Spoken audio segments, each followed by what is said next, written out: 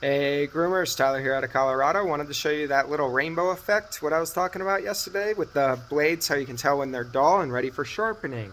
Besides just having it not cut for you anymore. So here's a blade. You can see that rainbow effect.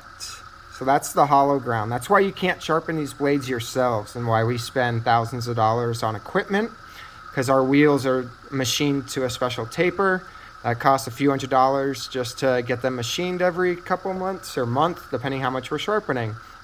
So this is dull here. Another thing to look at is the blade tension, or the spring tension is uneven, because you can see it's a little more worn over here than on this rail. This rail doesn't even look touched.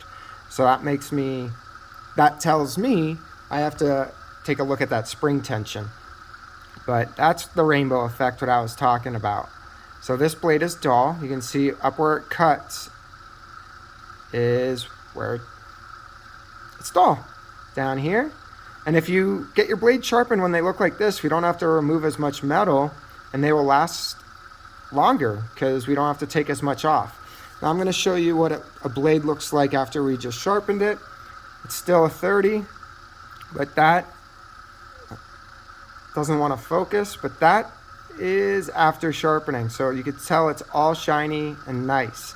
Don't worry about this black stuff. That's just grit. I haven't cleaned this blade yet, but that is a freshly sharpened blade. And once again, here's that rainbow. You can tell this blade was not oiled as much as it needed to be because there's some red and it's burnt. So remember to oil your blades. And I hope this helps some of you. But yeah, you don't have to worry too much about this. That's more for sharpeners. We have to take note of that. So, all right, bye.